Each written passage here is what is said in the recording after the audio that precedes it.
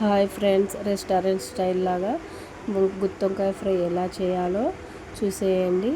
దానికోసం ఒక 5-6 గుత్తొంకాయలని వీడియోలో చూపించినట్టుగా ముందుగానే కట్ చేసి పక్కన పెట్టేసుకోవాలి. ఇక మా గుత్తొంకాయ కర్రీ కోసం గ్రేవీ కావాలి కదా. గ్రేవీ కోసం అయితే నేను ఒక ఆనియన్, 2 టమాటాలు, ఒక 4 పచ్చిమిర్చులు పెద్ద పెద్ద ముక్కలుగా కట్ చేసేసుకొని ఇక ఆయిల్లో ఫ్రై చేసుకుంటున్నా. అదే ఆయిల్లో కొంచెము గుప్పెడు పల్లీలు వేసి ఫ్రై చేసేస్తున్నాను అనమాట. ఆ పల్లీలు వేస్తే కొంచెం గ్రేవీ ఎక్కువగా వస్తుందన్నమాట, చిక్కగా వస్తుందని పల్లీలు వేసాను. ఇక అందులోనే ఒక 2 బిర్యానీ ఆకులు వేసాను, అది మసాలా ఫ్లేవర్ కోసం వేసాను అనమాట.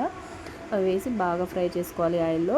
కొంచెం బ్రౌన్ కలర్ వచ్చేంత వరకు ఫ్రై చేసుకోవాలి. ఫ్రై చేసుకున్న తర్వాత అందులోనే టమాటాలు వేసి కూడా ఫ్రై చేసుకోవాలి. అన్నీ కలిపి ఒకేసారి ఫ్రై చేసుకున్న తర్వాత కొంచెం గరం మసాలా, అదే షాప్లో దొరుకుతుంది బయట, అది 5 రూపీస్ 10 రూపీస్ ఉంటుంది, అది తెచ్చుకొని అందులో వేసేసుకున్నాను అనమాట.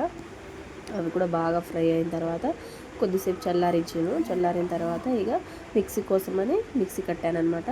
మిక్సీ కట్టేసాను. మిక్సీ చేసిన గ్రేవీని కొద్దిసేపు అలా పక్కకు పెట్టేశాను అనమాట.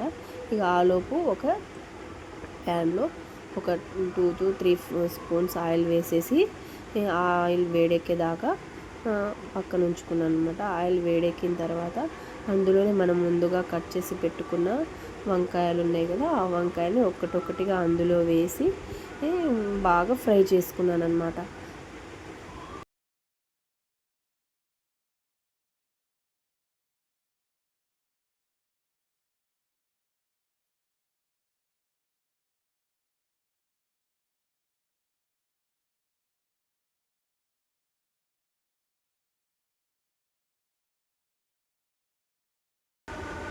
ఈ విధంగా అలా ఒకటొకటి అన్నీ ఫ్రై చేశాను. అవంతా బాగా మగ్గేంత వరకు ఫ్రై చేసుకున్నాను. కలర్ చేంజ్ అయ్యేంత వరకు ఫ్రై చేసుకున్నాను అనమాట. అలా ఫ్రై చేసుకుంటేనే అవి కొంచెం మెత్తగా అయ్యి బాగా టేస్ట్ ఉంటాయి అన్నమాట మనము కర్రీ చేసుకునేటప్పుడు. ఈ విధంగా నేను ఫ్రై చేసేసుకున్నాను అనమాట. ఫ్రై చేసేసుకుని అవన్నీ తీసి పక్కన పెట్టేసుకున్నాను.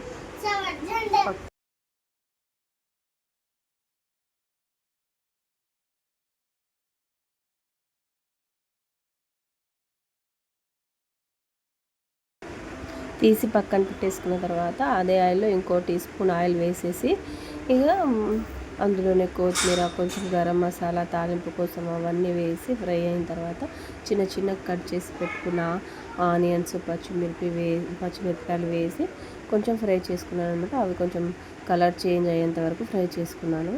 అవి బ్రౌన్ కలర్ వచ్చేదాకా ఫ్రై చేసుకున్నాను అనమాట. అందులోనే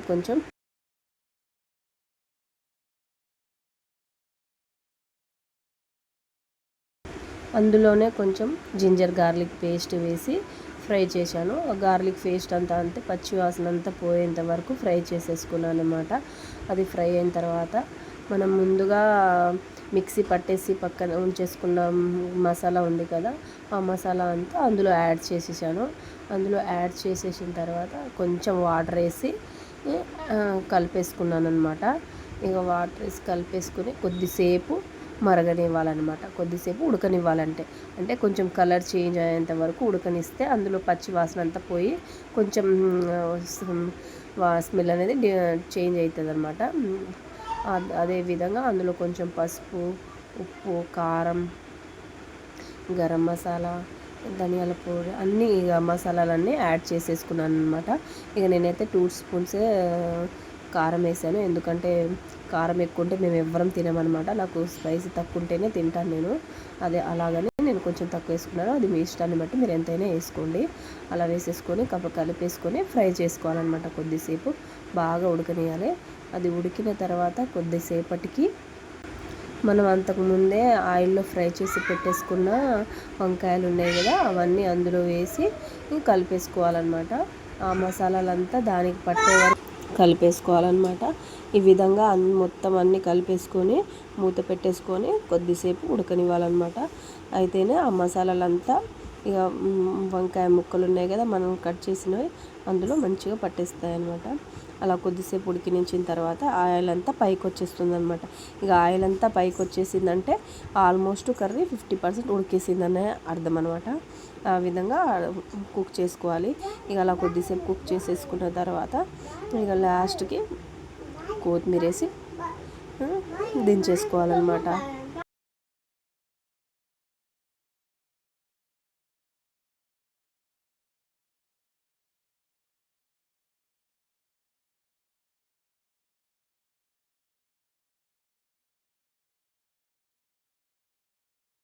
వేడి వేడి అన్నంలోకి వేసుకొని తింటే చాలా బాగుంటుంది. రెస్టారెంట్ లాగానే చాలా అంటే చాలా టేస్టీగా స్పైసీగా చాలా బాగుంటుంది.